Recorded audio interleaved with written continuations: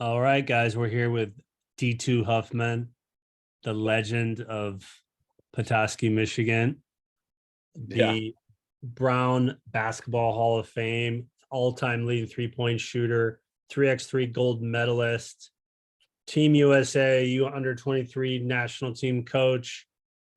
Also my brother, which is probably the Yes. most important bullet point on that list. And then we have Wills Lee, our Dobo of Huffman basketball, the most passionate skills trainer in Michigan, I like to call him, and fisherman. Try my best. What's going on, guys? As an older brother, you gave me a very good introduction. However, half of it was probably inaccurate by just like one small detail. One smudge. I've been known to exaggerate. So yeah, why don't you tell us? Start D2 with correcting my since that's what D2 loves to do anyway with me. He just corrects me all the time, which I'm fine with. I think it's important to, when you're doing these types of things, getting your facts straight so that people know. You won a 3x3 gold medal in 2019. You're Yep, okay. You're a Team USA 3x3 coach. Yep, good. Those were accurate. You are my younger brother. You are taller than me. So maybe I said smaller. Maybe I said my smaller little younger brother, which is not true. He's actually taller, stronger, faster than me now. And I can't beat him in one-on-one anymore, Wills. So there's really only thing I can beat D2 is pickleball. And I will take that to the grave. Yeah.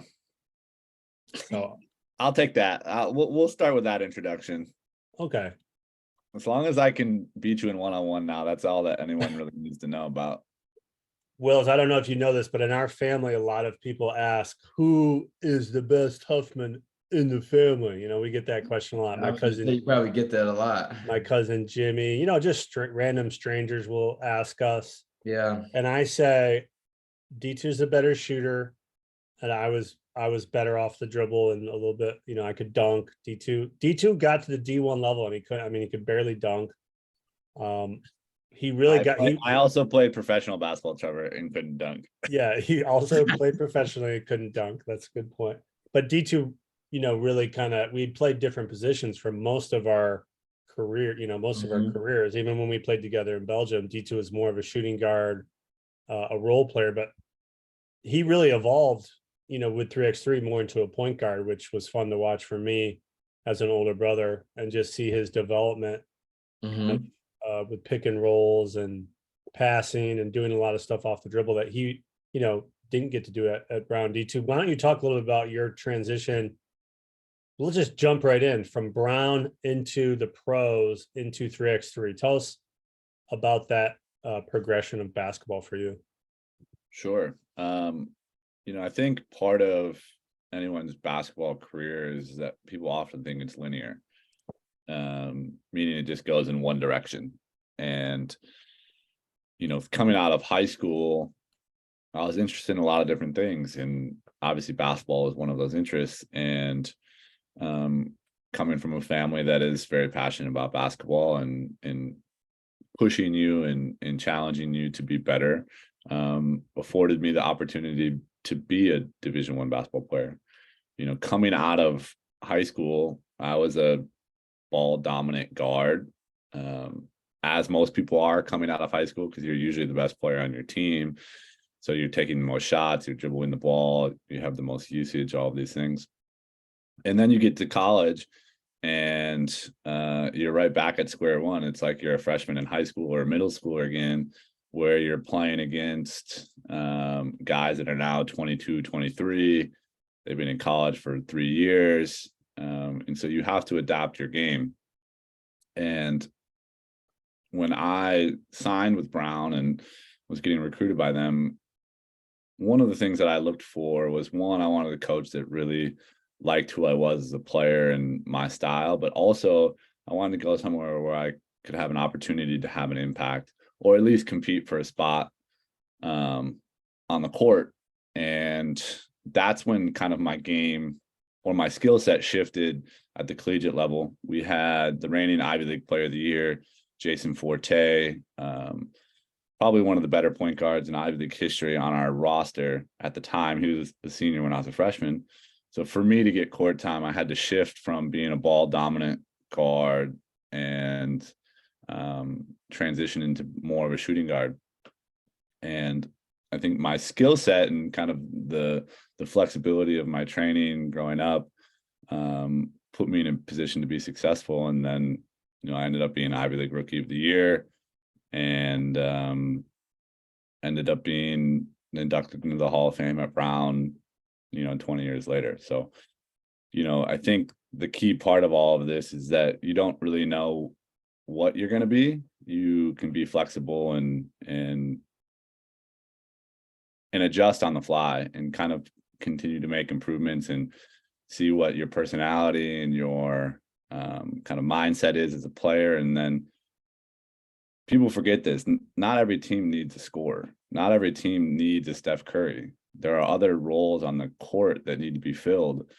And those can be leadership, that can be defense, that can be cutting and passing and screening. And so there's so many ways to play. But a lot of times we get kind of sucked into this idea that we have to be the shooting scorer, flashy player to play. And that's not always the case. No, D2 was the uber efficient player. At Brown, I think you led you scored the most, had the most 3-pointers in Brown history, right?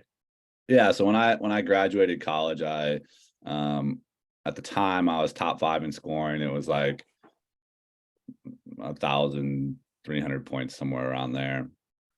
And I graduated at the time. I was the leader in 3-point field goals made in a career, leaders in 3-point field goals made in a season, and leading 3-point field goals made in a game. And it's always nice to be able to brag about yourself, especially when you're comparing yourself to your brother. But when I graduated, either my junior or senior, I don't really remember, but I was 3rd in the nation in effective field goal percentage. So I was like a 51, 45, 80 percentages. And I didn't take a lot of shots. So I just tried to be efficient and kind of let the game come to me. In hindsight, I probably should have shot more, but you were like Klay Thompson. You like the most points without dribbles was definitely D2. Also had that award, which I think kids, parents, coaches, you think about the best teams that can overachieve, the Princetons, they run their stuff. They have these uber efficient shooters, passers, screeners, and they defend the paint really well. And I think D2 really kind of encapsulated that, kind of Ivy League style too, where it also translated to the next level, and I think we'll get to that in a little bit. But D2, talk about, playing at Petoskey with Dennis Starkey, and who was your JV coach? It wasn't Coach Tam, was it? I played on varsity all 4 years, unlike you, Trevor. Oh, I got Coach Starkey, man. He was tough on me. He made me work my way up. I had to play. I was on JV with Coach Tam, which I loved. He was one of my favorite. To be fair, I think at that time, Petoskey High School varsity team was a little bit better when you were there than when I was there. Not that we weren't bad. We ended up winning districts my freshman year. Yeah. But I think that you guys had a little more. Again, but we were Class A. You kind of dominated in Class B. So, yeah, I had to go against my older brother, who was a senior, Wills. My older brother was a power forward for the Northmen, and they had a big senior class. They were really good. So I did not know that. It was tough for me to squeak out minutes. Yeah. But talk about your your high school. What was memorable about kind of growing up in Petoskey, and how do you think you carved out your basketball development? I think it's so hard, for kids and parents and people these days. They have so many distractions and so much stuff. The kids have so much more stuff going on, it seems like. How were you able to carve out time to develop your routines, your habits, and develop into a college player back then. Yeah. Well, I think I had a really unique position, kind of growing up. One, I had older brothers. I had parents that really cared about basketball. So within my family, I would say that there was a priority on athletics, and not in a sense where people were, forcing it upon you, but it was prioritized at family meals, at Christmas, who's the best player in the family? Are you moving up the family rankings? Family rankings, oh my gosh. So, to move up the rankings, you had to beat an older cousin or sibling in one-on-one to go from fifth to sixth, or sixth to fifth, or second to third. We had some cousins that they'd play you when you were 12 and they'd beat you, and then they wouldn't play you ever again. Jimmy. No, actually, Jimmy beat me when I was in high school. I think I was like 17 and he beat me. And he was, I don't know, 29, and he refused to ever play me again. Yeah, he was running around the gym. He was running around the gym. He's like, I'll never play him again. I think we only played to like 3 points too, as a strategic one-on-one from his point of view. So getting back on kind of like how, my experience shaped me into being a college player. I think there was a priority of athletics in our family. So I think that obviously played a part. And then the other thing that I would say is I had a really good group of friends that I grew up with from elementary school, that we all played on every single sports team together. So I had the Keith Braddocks of the world, the Cody Wilcoxes, the Trevor Donaldson, the Corbin Donaldson, and the Anthony Wilhelms. Like, all of my friends growing up, we all played all of the sports together. So after school, we would make up our own game. We would literally play. The number of times I played 2-on-2 in Keith Braddock's driveway when it was a completely unlevel surface and it was like sloping downhill, but we would just play all sorts of games, and it wasn't always basketball. And so I think what that did for me was it really created kind of a passion for playing sports, just like having fun doing it with no kind of expectation. And so when I think you combine the family prioritization of sports and them helping you and being able to teach you how to progress at a Division I level or professional level, in conjunction with the fact that I just love to play. And that's probably why I'm still playing right now at 38, because the way my body feels and trying to play professional 3-on-3 basketball and traveling and doing what I do, the only reason that I do it is because I love to compete and I love to play the game. So I think when you combine those two, I think those really help me develop a work ethic. I don't think you're born with a work ethic. I think you can learn it as a skill, but it's much easier to learn it as a skill when you love doing it. And so I think you have to think about, how do I get to that point of love doing it? And I think that's a delicate balance, and oftentimes what kids and parents struggle with trying to get their kid to do something, right? So yeah. So kind of going off that D2 a little bit, talk a little bit about playing for the passion of the game, playing for the right ways, because a lot of kids that I train and that we train at Huffman basketball, they work so hard, but they never play. And I think that it's a little bit of a stigma these days where kids work so hard, but it never translates into the game. You never see at the park downtown Petoskey, downtown Bel Air, people playing 3-on-3, 2-on-2 anymore. So just talk about a little bit about playing, and I mean, you're still playing for the love of the game at 38. Just kind of talk about that a little bit. Yeah, well, I think it takes a little bit of reflection, because I don't want to be the old curmudgeon in the gym that's like, all these kids didn't grow up this way. I think it's just you have to be realistic, and I think part of it is that in basketball, the explosion of trainers and the way that technology works in social media is that certain parts of the game are vaulted or glamorized to a level that kids are like, oh, that's what I want to do. And I think it's and they're like, well, if I want to be like Steph Curry, then I got to train to do all of these moves, or if I want to be Damian Lillard or someone that dribbles the basketball a lot, and there's a lot of them, Kyrie Irving. You have to train those skills. But what I think doesn't get enough credit is all of the other players on the court, right? We have all of the role players in an NBA, that do the defending, the rebounding, the screening, the running the floor. And so the disconnect between kids working hard and training and then not necessarily having success on the court is because if all of your kids are training to be Steph Curry or that role on the basketball court, there's only one of them. There's only one ball on the court and only one person can dribble it at a time. So if you got 5 guys that are all trying to do the same role, it really diminishes all 5 players. Mm-hmm. And so that then their success on the court is harder to achieve because not only are they competing for the ball and wanting the ball in their hands to be successful, they're also like having to share that time with their teammates.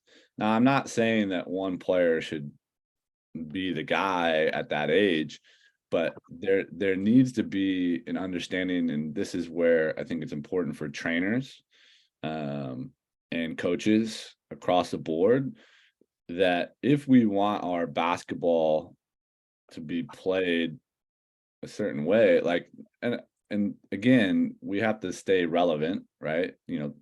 Change is always constant and the game is always evolving. And I'm not saying that these things aren't effective, but there are a lot of tools that people just aren't teaching that can make the difference between being a Division III player or Division I player, or being a Division I player and being a pro, right? And it's everything from defending to cutting to screening to passing, And so I think that to get kids from working really hard and then having success on the basketball court, there needs to be this realization that there's only one ball, right?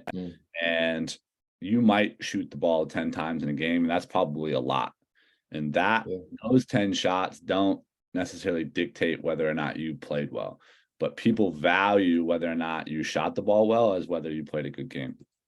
And there needs to be just an understanding from parents and how we talk to our kids, how trainers talk to our kids, how coaches talk to our kids, that like there's a lot of ways to be successful, and that, yeah, you're working hard, but we also need to work within our role and what our limits are. And so I think that that's the delicate balance of like, how do you know what you're supposed to be doing? Yeah, it's interesting. I was talking to an AD and principal, a friend of mine, and we were talking about the participation trophy, where now we have what is the role of the participation trophy? And when I was a kid, I used to get participation trophies. I'm sure we all did in some aspects. You played on a new team or beginner team, you get a trophy at the end of the year. Everybody got a trophy. You get treats after the game. And there's this kind of argument about what are we, what are we focusing on? Is it participation that we want? Is it the MVP? We want every player to be Steph Curry. And I think it's really kind of taking the whole picture of basketball, like Deech is, saying here, is, being able to pass, being able to shoot. Do you put effort into both sides of the ball? Are you playing defense? Are you rebounding? Are you setting screens? And I think, to me, the participation trophy needs to eventually get replaced by an effort trophy. Because if you're a player that puts a lot of effort into your game and you're the best teammate and you care about, helping your, team win, your program, your team, you as a player are going to have much more success individually if your team wins. And I think that's not celebrated in ESPN. We see highlights, we see dunks, we see Kyrie dribbling. So it's normal for those kids to try to emulate that. But I think as a coach, parent, player, you have to kind of also look at, well, what is my best chance to help my team win? Is it, like D2 said, 10 shots a game isn't a ton. I know when D2 got to the pros, I was shooting 10 shots a game and D2 was getting 3 to 4 shots a game. So for him to get on the court, he had to do different things. And I think that adaptability, starts with one, are you always playing hard? If your team and you as an individual always play hard, practice hard, compete, you're always giving your team a better chance to win. And I think, that argument about participation is like, that's fine. I think every kids should participate, but I think at a certain point we also have to start talking about let's honor the effort and the teamwork that a kid brings and his adaptability, and let's give trophies out for effort and work ethic, and I think that's what really kind of translates to life after hoops anyway. So Yeah, what do you guys feel about the participation versus the effort trophy?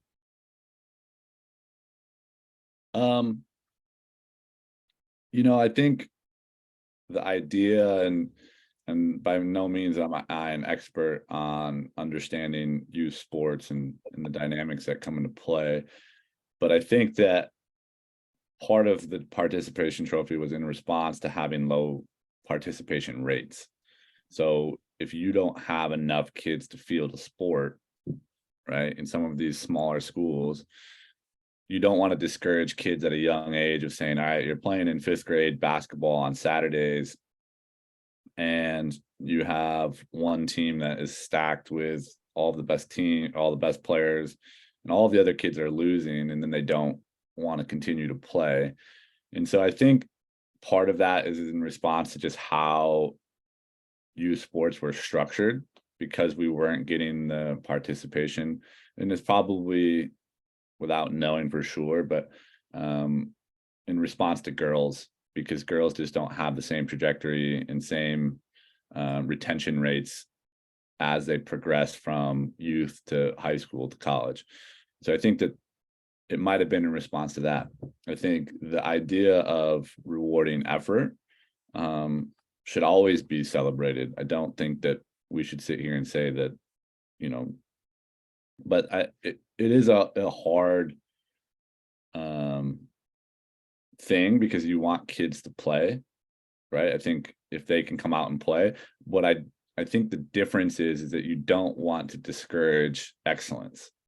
And so I think if we could find a way to still celebrate participating, like playing, you are out there doing something, and that is good.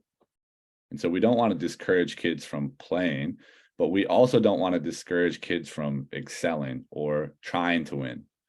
And I think that that's the story that sometimes gets missed, is like we say, oh, we're just offering participation trophies. And so that tells kids that it doesn't matter how you do, but I think that there can be both. And maybe it's all three. Maybe everyone that participates gets something, and then the kids that play really hard get something, and then the kids that win and do really well also get something. And so then you're not just saying it's one or the other. I don't know. I mean, I like that. These are the conversations that have to happen amongst coaches and people that care about youth development, and teachers and parents, and because I think anytime you just say it has to be this way, it has to be participation, then you're not allowing any flexibility and saying, well, we got other kids that really want to excel and go above and beyond. They don't want to just participate. Not that just participating is wrong, right? But we need to be able to celebrate all aspects of it. Yeah. I'd like to just jump in here and say also, being in Europe, I think D2 can talk about this, and Wills, you can talk about this as well. In Europe, you play for club teams. So a club is a city. They have this basketball club, and they have youth teams from kindergarten all the way up to the pro team. And that's how it's structured. So you have your kindergartners, your first, second, third, all these age groups. And if you're a really talented kindergartner, okay, you get to move up and play with maybe the fourth or fifth grade club team if that's what you want to do. But at the younger ages, they really celebrate participation, but not only that, they celebrate comprehensive player development. Just because Wills is probably 5, you were probably the same height in fourth grade, Wills, so you got to play center.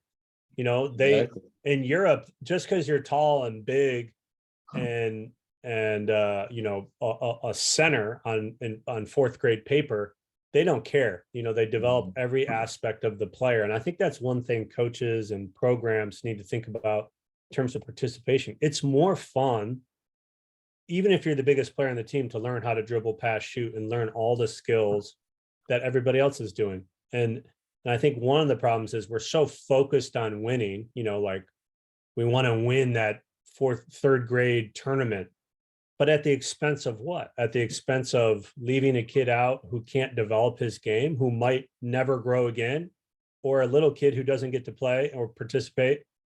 He's not on the team because he's not, helping the team win yet, but that kid might turn into a monster by the time he's a senior. So I think there's this huge spectrum of players. And if we try to come at it and develop them in a holistic way, in a comprehensive way, where we treat them, especially when they're younger, in all aspects, shooting, dribbling, passing.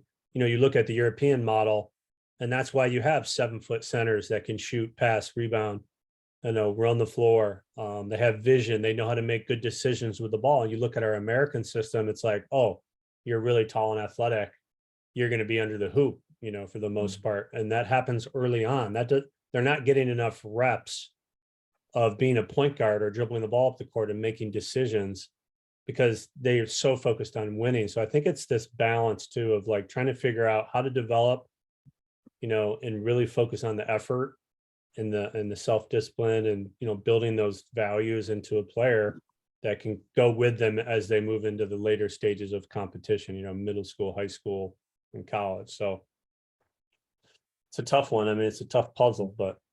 Yeah, I mean, I think kind of stemming off of that a little bit, D2 was talking a little bit about the jump between Division I and the pro level.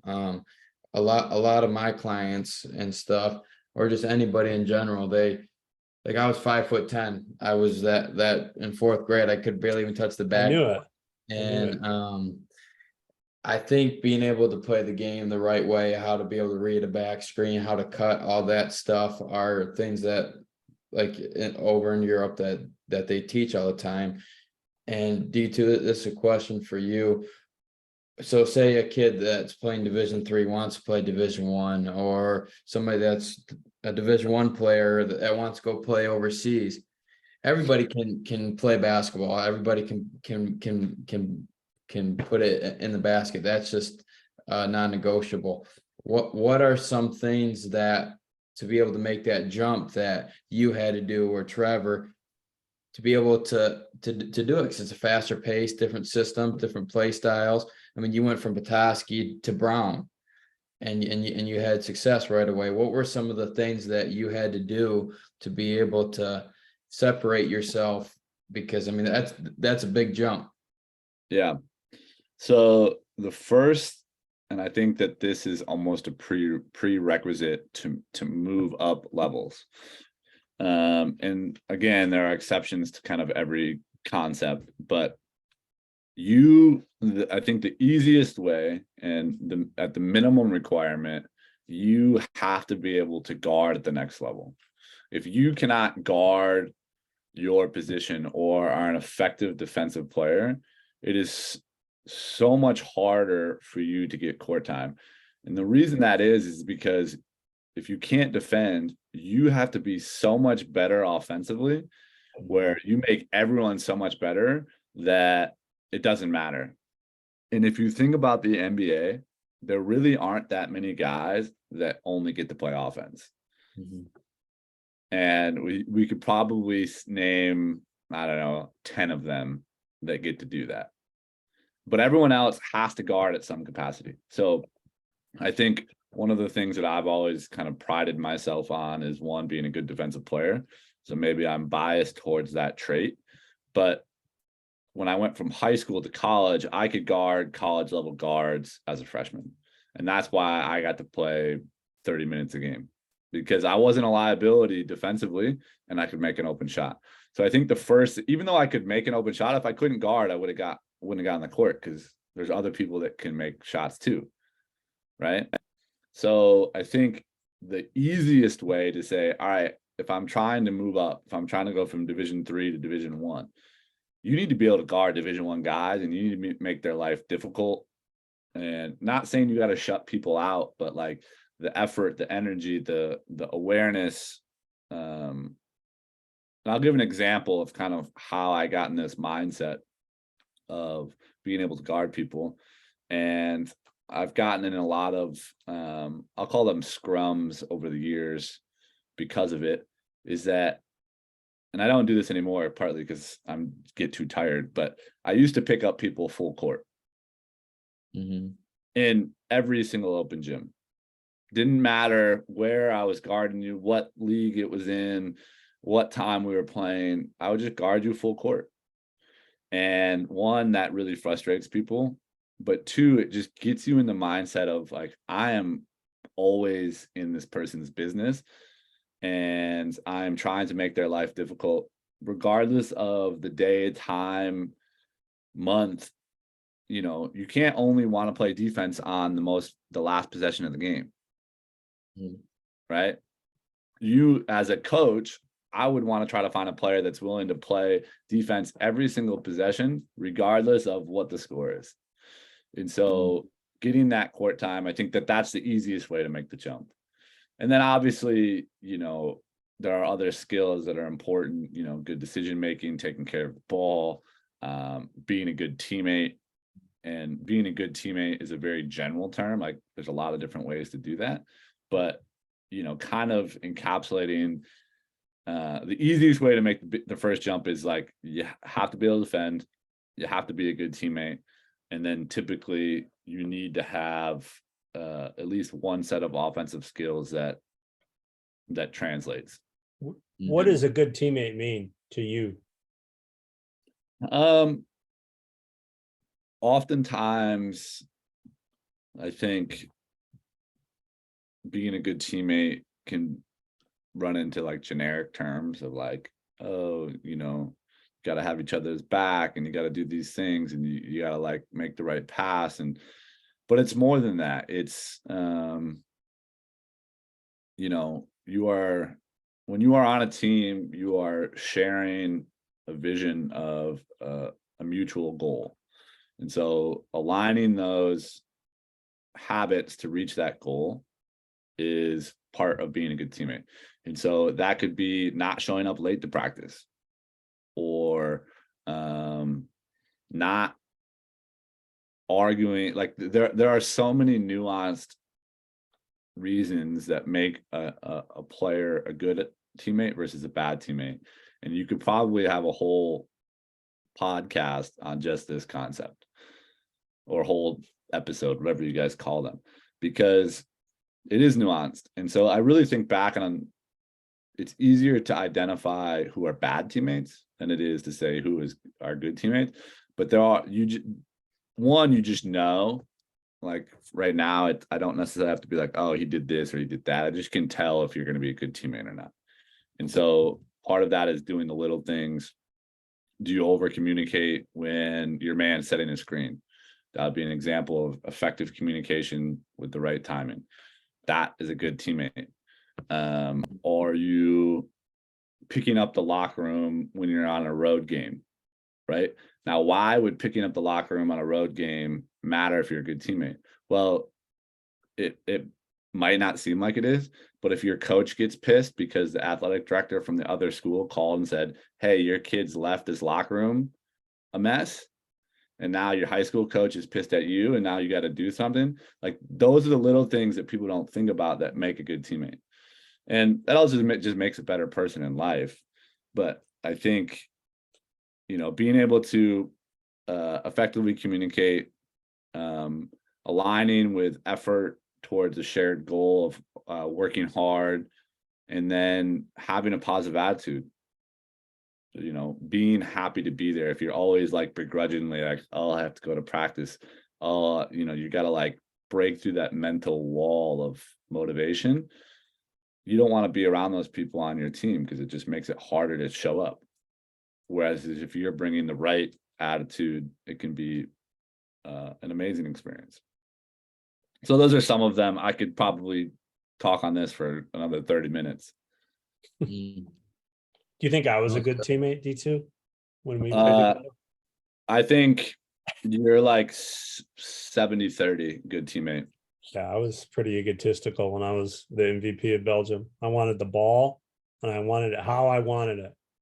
And No, I think that you just were very routine oriented, and then if it didn't fit Trevor Huffman's routine, yes, then you would get ornery.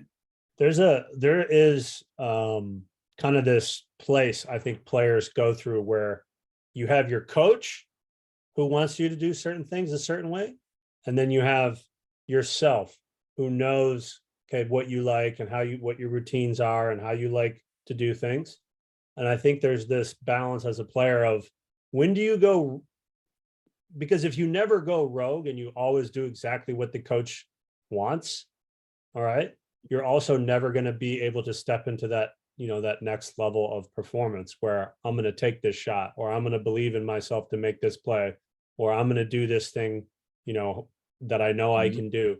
And I think it's you have to be constantly testing, not constantly testing your boundaries with the coach, but you need to be, doing the work on your own. And I think I was very strict on how I did my work, whether it was sand workouts, extra shooting, lifting weights, knowing when I wanted to do stuff when my body was ready to do stuff. So I always had my, that aspect, but I also, I think I was a good teammate, like D2 saying, that 70-30 ratio where, I wanted to win. I wanted the team to win. I wanted to do good, but I think that there's this part in a player's career where if they're going to make a jump, they also have to kind of step outside of their traditional role that a coach wants them to be in. And that takes a lot of work, and that takes a lot of dedication and a lot of sacrifice and all those things. But I think that's an interesting conversation, because if Steph Curry doesn't make those bad shots that he starts taking, most coaches would be like, what are you doing? That's a terrible shot. You should never shoot a 35-footer on transition with no passes. But I think at a certain point, Steph Curry has done his own thing and done it so much, millions of times. He's gotten so many reps of it, and he's so confident in himself. I think there's that gray area where now a coach has to say, oh, is this guy helping our team win? Or if I give him more opportunity to express himself and he has the green light, does that help? I think the key part of that is that as a coach, right, there's a difference between trying something for the first time in a game, right? And I've never seen a player do this in practice, or I've never seen him work on it on his own time, and versus doing it all the time in practice and practicing it all the time on your own. Like a good coach should be aware of what his players are working on individually.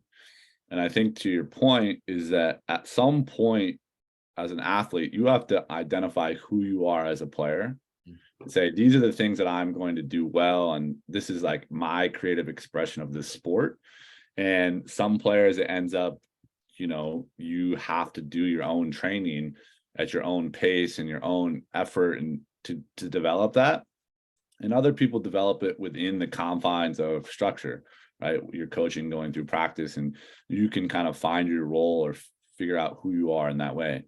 Every person is different, but I can guarantee you before Steph Curry took a first 35-footer in transition in a game, he had been doing that in practice. It was not like, oh, I just figured this out today.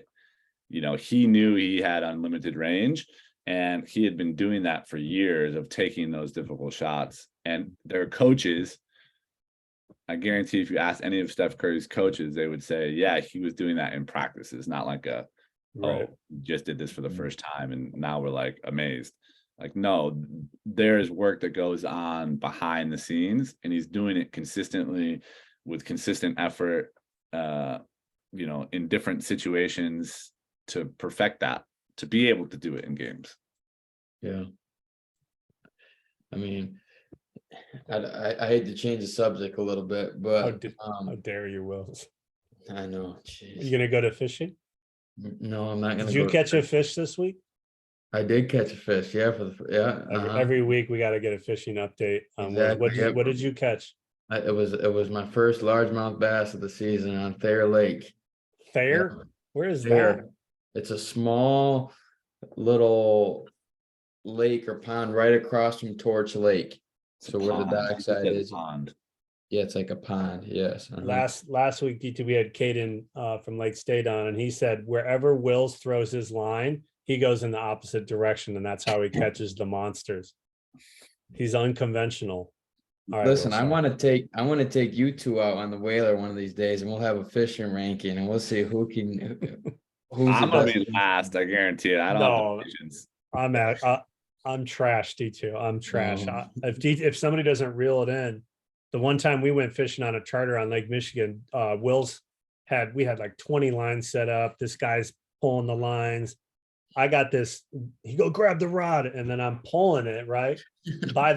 After like 10 minutes, my left tricep I basically had to like let go of the rod and just like hand it over to Wills because my arm failed.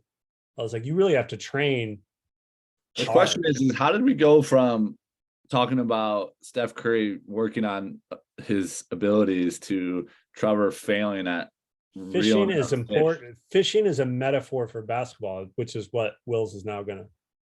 Exactly. It's all about the preparation and the time that you put into it, D2. And that was going to transfer into my question to you about your diligent Flawless work transition. that you're able to do. Talk about your work ethic, how you started in high school until now you're playing at 38, and how you've been able to do different workouts, be able to use your body. Because when I watched you at Man yesterday, you seem very detailed on warming up and being able to how my body's positioned and how it's shifting, everything like that. Just talk a little bit about your work and how it's been able to relate to fishing a little bit and being able to expand.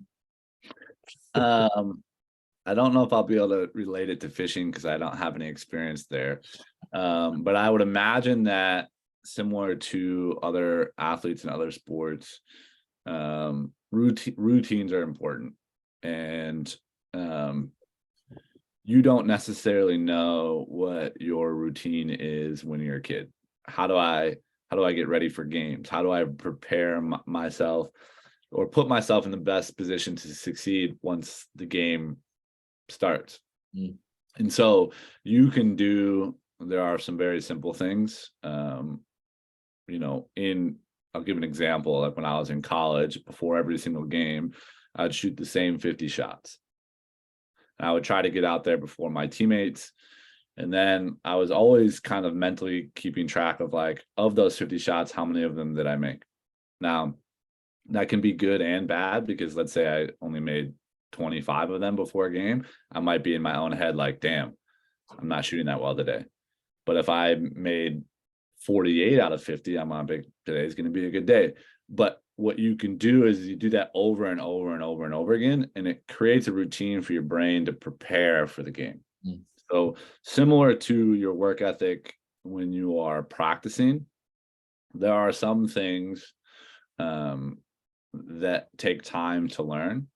And so this is where you rely on the expertise of people that have done it before you and say, all right, who do I know in my area? Who have I found? What coach or player or who can help me get to that next level and show me these routines? Because let's say I'm in middle school and I want to be a college basketball player. I've never met anyone that's been a college basketball player. It's really hard to come up with a routine that will get you there because you just don't have the experience. And so it's kind of like everyone's laid the foundation before you. You just have to find it and then copy it. And then and for me, I had a brother that played college basketball. So when I was a seventh grader, he was in college. So I had the opportunity to say, all right, well, I can take your college habits and I can apply them seventh grade. And so obviously I'm not doing what college kids are doing in seventh grade, but I can start to like understand what it takes. And then as you're doing these workouts over and over and over again, you start to realize like, okay, these are the things that I'm good at. These are the things I need to get better at. Here's what I can incorporate every single day. So as I've gotten as a point guard and a shooting guard, there are some things that I just have to do every single day. And that's shooting form, shooting technique, ball handling. And then those are things that I just do at the start of every workout. And so I'm getting those reps to keep my nervous system, my muscles, remembering how to shoot, when to shoot, those types of things. And then as you progress from high school to college, you're going to start adding more complexity to a basic routine. Right. So for example, our workout yesterday was all point guard oriented workout. So all of our warm up was included ball handling. We were doing dynamic while dribbling the basketball. And then we were doing static stretching while dribbling the basketball. But the subtle difference is that in that workout specifically, I knew that we were going to be addressing hard hedges and traps on all of our actions. So all of our ball handling movements were movements that would be replicated in a hard hedge. So how I pivot my foot, or how I turn my body to avoid the hard hedge, or how I turn my body to split the screen, or how I turn my body to reverse pivot and pass to my teammate. So that is a similar routine of like, I'm always starting with ball handling, and then I might do some form shooting, and then I'll do my workout. But what you can start to do is you can have your basic routine, and then you just incorporate the complexity of your workout into that same routine. So you're not necessarily reinventing the wheel of like, I'm going through a whole new workout. I'm replicating. I start with ball handling, dynamic warm up, stretching. Maybe I do some form shooting, and then I go into my specific actions of that day. Now that's what's worked for me. And I say that with a caveat, like, of course I've done different workouts and I've gone through, I got to redesign my entire routine, but just being consistent with getting in the gym and saying, all right, I know I can work on these things regardless of what I'm trying to accomplish. And then saying, all right, I got to get better at triple threat moves going left. Still do your normal routine of like getting ready for the day. And then go into your, all right, we're attacking left off a triple threat. Right. And then incorporate that. So kind of like establishing a base. And then as you progress as an athlete, as a player, kind of adding some of those additional components of complexity has helped me kind of hone in on like how I've been able to just do that. And I just oftentimes I just keep it simple. I don't do 10 different things at a workout. Like yesterday, all we did was go off of a ball screen with a hard hedge. And what are our reads? You know, and that's what we did for an hour and a half. We didn't do different dribble moves. And so I think for me, sometimes keeping it simple and consistent is the way to forming good habits. I like that. I like that. Keep it simple. The KISS method. Stupid. Did you just come up with that right then? No, that's folklore in coaching circles, D2, the old school generation. KISS, keep it simple, stupid. Why is that folklore? Is it not true? It doesn't work? I've heard that it works. Oh, That's why it's folklore. I mean, a lot of the I think as I've gotten older, just hearing D2 talk, there's different phases kind of that basic routine, and I think that's where I really enjoy working with beginners all the way up to older players, where you can get a lot more creative and start looking at different variations of footwork and dribble patterns and things of that nature. But I think at the very start, you really want to you really want to keep it basic and really have intention. I think D2 is talking about intentional routines. And I think if you have an intentional routine that's built on form shooting, you're always getting better at shooting. You're always doing ball handling and dribble stuff. But I think adding in footwork patterns, to your routine where you're developing either a quick hop, a jump stop, a 1-2 step, an outside in step, depending on what level you're at, really having those types of footwork routines and the retreat dribbles, the body positioning that will transfer to everything you do in basketball. If you can train your body to get low and wide, and change the rhythm of the ball, you're going to be able, some of those patterns just naturally translate. And I think, growing up with D2, I had no idea what I was doing. I just did what I did, and I tried to pass on to him what worked for me. But D2 took that, and he has his own routine. And I think it's important that players, and coaches, help players figure out routines, because routines turn into habits.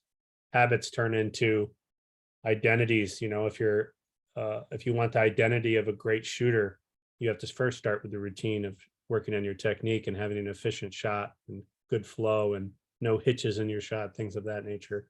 And I think that's where it's important is you can have all of the best routines, but if you have the wrong technique, you're fighting an uphill battle. And so that's why, finding the right coaches is important. Not saying that there aren't good trainers out there. But it is really important to sit, there are subtle differences. And oftentimes when you're in middle school or when you're in high school, you're going through that muscle memory process of learning how to repeat a physical motion, right? Shooting form or getting low, or even how to defensive slide, right? The number of kids that I've seen that don't know how to defensive slide, I'm like, who taught you this? And I probably realized that no one did. They just said slide, right? And so it's the same thing where a lot of coaches just say, all right, dribble or dribble off this ball screen. Well, what does that mean? How do I position my body? What are my angles that I take to approach the screen? How do I change my level of the ball when I'm dribbling? Do I go from high to low, or do I go from low to high, or narrow to wide, wide to narrow, like at what time? And so that's where it's really important to find. And now not everyone has access to them, but the higher the level of player or coach that you can find, the more of these nuances they're going to be able to help you with. And that's how you can continue to progress your game. Now, not every high level player is a good coach, right? And so there is that balance of you can have really good trainers that really understand the game and the technique and the skill. It just is important to make sure that you find those. And that's why you should go to huffmanbasketball.com. No, it's hbelitetraining.com. Don't give us the wrong. And that's why you should go to hbelitetraining.com. Training.com and download their app off of the App Store, Huffman Basketball. And thank you for that plug. Their... Thank you for that plug. We're working a lot. We're working hard on the programming and the methodology and the footwork and the routines. Why do you think honesty is important? I feel like one of the things that I did with you when you were coming up was maybe I felt looking back like, man, I was pretty hard on D2. I would write you, year-end letters, not annual reviews, but I would say, well, what do you want to do? One, where do you want to play? What level do you want to play? I want to know D2's North Star. And I think this is important for parents and coaches and players to think about. Your North Star is what, D2? And D2 would think about it, and he'd tell me, I want to play Division I basketball. So then I would work backwards from that goal and say, okay, well, we need to have an AM workout. We need to have a PM workout. We also need to see, what intensity rate you're working at in these workouts. Are you going game speed? Are you kind of going through the motions? And I know that we've had conversations in your youth where, maybe I gave you honest feedback or hurt your feelings. What do you think the right approach is today with kids when do you give them honest feedback? Is it always? Is it, you know, versus kind of that positive, like, we also want you to, we know this is a process, you're going to get there. But how do you think balancing, you know, honest feedback versus positivity and kind of letting certain things go? Yeah. That's a great question. I think it'd probably be better suited for like a sports psychologist to answer that. But I will give my attempt on what I would do as from my experience. Mhm. I think feedback, specifically in sports, is often pretty immediate, right? I take a jump shot, I know whether the ball went in or it went out, right? And so that can be immediate feedback in and of itself. And so oftentimes athletes know whether or not they shot the ball well or they had turnovers, and they can generally understand that.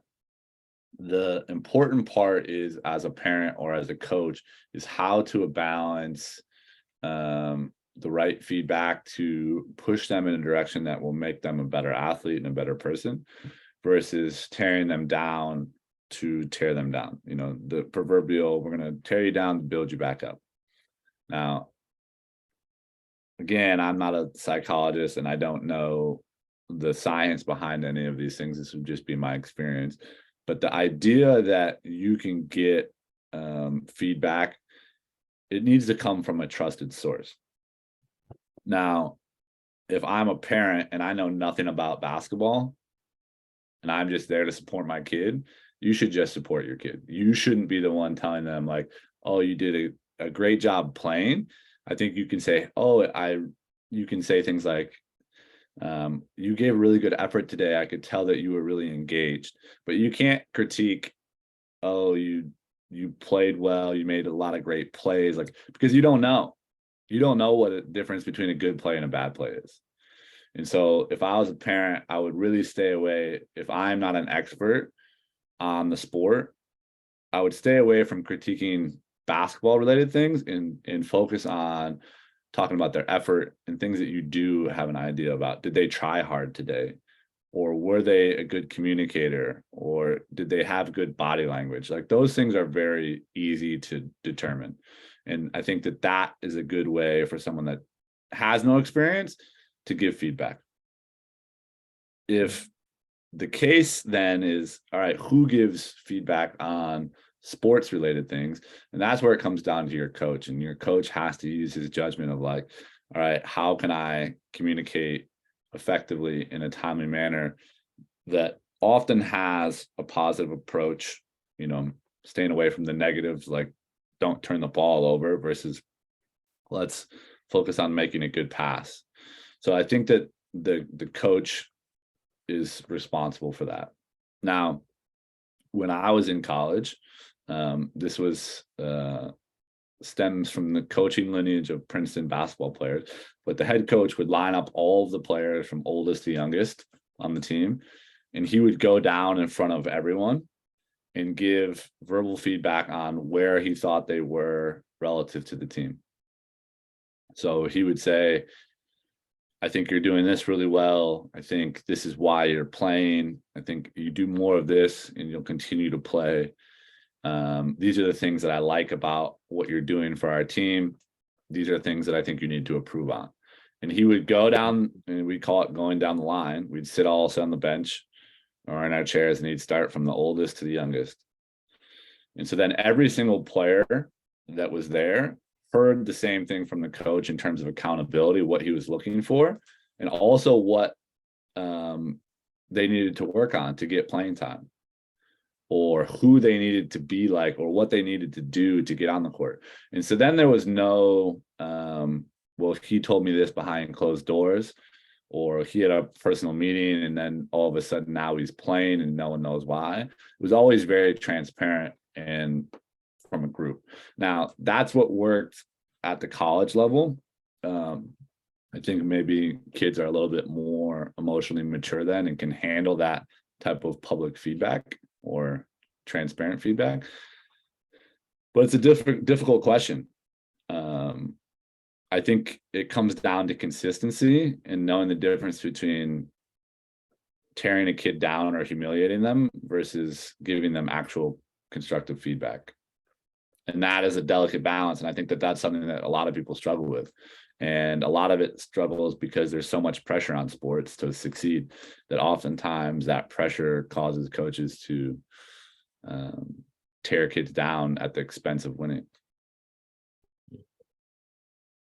I don't know if that answers your question of how do you give feedback, but I think transparency and then expertise. So summarizing, I think being transparent in your feedback of why I'm doing it, where I'm doing it, when I'm doing it, and then also having the expertise to give the feedback that you can give. So if I'm a parent and I don't know anything about basketball, don't give feedback on basketball. Give feedback on effort and attitude, body language. Yeah. I think that's good advice. Yeah, and I mean, I think a lot of kids these days, if they're not playing a lot and they're trying to look at themselves or their parents and be like, well, why am I not playing a lot? Well, the best way probably to do that is just that you probably don't know your role. So you just go to your coach and you ask them, hey, coach, what is my role? What do you expect from me? What can I do to be able to help the team in the right way? I think that's a great way for kids to be able to help see some feedback and you can put the right foot forward. Yeah, I think for me, having a little bit of experience coaching pros, and it's different at every level. I think D2 kind of touched on that. College kids are a little bit more emotionally mature. Youth, I focus on effort and intensity, and I'm okay with more mistakes because I know at that age they're going to make a ton of mistakes and all those. There's an echo. I gotta. Is that? Do you guys hear an echo? No. So pushing kids to have more effort and intensity when they're younger and really focus on those intangibles: body language, effort, intensity, defense, and kind of across the board being focused on the values that, are going to kind of feed their development in terms of if they can learn to compete and play hard at every possession and you get that intensity and you make it fun, now you're taking a third, fourth grade team from mediocre to good to great, depending on your talent levels. And I think it makes it fun when everybody knows the baseline feedback is always about effort, body language, competitiveness, and usually it's more about slowing down at that level, slow down on offense, but can we speed them up on defense? Can we handle the pressure? And so I think being able to handle pressure at a younger age and that intensity, really is what I would focus on. And then as they get older, you're kind of changing your constructive feedback process, based on the level that you're coaching at. But I think great players want feedback. Great players want criticism. Great players don't want to point the finger at anybody else. They want to look at how can I improve. And I think whether you're the 12th man on the team or you're the first man on the team, if everybody kind of has that mental construct or that mentality of, hey, this is how I help the team grow. This is how if I'm competing and I'm the 12th man on the team and I'm putting a ton of effort into practices and trying to beat the number one player, our team is going to have the best chance and they're going to grow the most throughout the season. So I think that is one small thing that I would think about.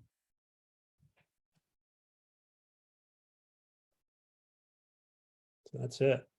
D2, we're going to kind of go into the end here of a rapid fire question stage. Yeah. Favorite, Will, start thinking, dude. I know you didn't write any questions down. Did you write some down? I never write questions down. This podcast, we go by the whim. We just go where the thread of life takes us. Love it. Let's go where the wind This takes us. is the thread of life. D2, if you had your last meal on Earth, what would it be? My last meal on Earth? Last meal. Yep. Asteroids hitting tonight at 12 a.m. What are you eating today? I'd start my breakfast off with 3 poached eggs, hash browns, sausage links, and wheat toast. A man of routine. Look at this guy. Poached eggs. Then I'd go to lunch. I'd probably do a grilled cheese and tomato soup, maybe even like spice it up, go like croque monsieur, like ham and cheese. And then for dinner, I'm going Christmas dinner, beef tenderloin, béarnaise sauce, broccoli, cheddar deliciousness. The Jenny Huffman special. Jenny Huffman special. That's probably what I'd do. All right. Will's, what's question? I'd make sure I'd have a nice cup of coffee somewhere in there too. Yeah. Huffman's in the coffee. Holy smokes, you guys are connoisseurs. No, Trevor is not a connoisseur. I am a connoisseur of espresso. Don't even say the I'm word sorry, coffee. espresso. My I bad. have didn't mean to 4 offend different. you. I have Lavazza. I have Starbucks. Listen. Anyone, Wills, I'm gonna tell you something. Anyone right. that puts the amount of sugar into a single espresso cannot call themselves an espresso connoisseur. It is literally just a bitter sugar shot. I only use hazelnut creamer now. I'm zoned in right now, Wills, on my nutrition. Yeah, you're on that vegetarian diet. Shout out. I'm not on vegetarian diet, but I am on a paleo diet, which I'm basically down to my pro playing weight, which D2 is now D2. I don't know what D2's workout routines have been, but he's now above me in terms of poundage. He's a beefcake point guard. He's like who's that? Khalid, who's that kid from UConn? Oh man, the little bowling ball. Anyway, Wills, what's your question? D2, if you could sit down and have one conversation with anybody in the world, dead or alive, who would it be and what would that conversation be? Oh wow. Don't know. That's good. I'd probably who seems like they'd be fun to hang out with? I don't know. That's a tough one. Let's see. I could go athlete. I'd want to talk to Nikola Tesla, see if any of his experiments are real. That's ridiculous. Nikola Tesla. Oh man. Could have known he was going to go complete nerd on us. Ivy League. Something like that. Like, give me something, yeah. Or like Leonardo da Vinci, maybe. 3 things you would tell your younger self. Be yourself. Make sure you love what you do. Like, don't do other things because of what other people say. And then have fun. Be yourself. Choose happiness. Have fun. Choose happiness. I like it. Will's last one. This better be good, Wills. I know you're looking at your notes over there. Listen, my last one was pretty good. Oh man. D2, if you could play for any NBA team, who would you want to play for right now? I'd go and play with the Pistons with Chauncey Billups and Ben Wallace and Tayshaun Prince and Rip Hamilton. I'd be a member of that team. That's who I'd go play for. When they won the NBA championship. Yeah. And then the next year they blew it when they let LeBron dribble up, scored 90 points, and they never double teamed him. Well, the Celtics won that year, but yeah. Yeah. Not LeBron. No, I didn't say they won it. Yeah. LeBron scored all of the points. They got, yeah. But Khalid El-Amin is who I just thought of, the UConn point guard. So first of all, he's Will's height. What are you saying? All right, D2 Huffman, thanks for coming on and giving us a plug, hbelitetraining.com. Our app is out there. We're going to keep adding our level 1, level 2 ball handling, level 1 for beginners to intermediate, level 2 to intermediate to advanced. We're going to be adding more footwork, shooting, decision training. finishing drills, shooting drills. So our camps are starting to fill up. So make sure you guys check out our camp schedule and make sure D2 plug your social media or do you have anywhere people can ask you a question? Yeah. Huffman on Instagram, Huffman, Yeah. HOOOOOFMAN. Yep. That's my Instagram. You can also follow our 3-on-3 team at Princeton 3x3 on Instagram. Or you can go to our website, drive3x3basketball.com. That's where we're doing some of our professional 3-on-3 events. We also have done some 3x3, 3-on-3 consulting with the Seattle Storm and Force 10, 3x3U Intersport. And we've also done stuff with Notre Dame in the past and Elite Boston through Under Armour. So we got a lot of different stuff going on that's more 3-on-3 basketball related. So if you're interested in some of that, you can head over to that website, which is drive3x3basketball.com. Awesome. And all the girls and ladies out there, D2's wife is the basically the president of Force. Okay, this is Yeah, this is where you got to put. Trevor doesn't know. He doesn't do his research. She started it. She started the first women's, basically the league that's the G League for the WNBA. So she started Force 10. D2, how about you explain it? Yeah, why don't you explain? This is, you just absolutely butchered that. So She's come pretty prepared. close. She is the program director for Force 10. Force 10 is the entity that owns the Seattle Storm. They were developing additional professional opportunities for women. They have had up to 30 athletes that were in their program that played 3-on-3 throughout the summer. And it is a tool that WNBA teams use for development, for player scouting, but also just an opportunity, additional opportunity for women in the United States to play professional sports. Would you say that Alana is the force behind Force 10? Alana is the only person. No, I shouldn't say the only person, but she is she's the wind in that sail. She is definitely the wind in that sail. So check that out. And D2, thanks for coming on the Huffman Basketball Podcast, where we talk about everything from fishing, life, last meals, and basketball development. So yep. We'll see you soon. Do your research. Do your research. HBEliteTraining.com. Bye. See you.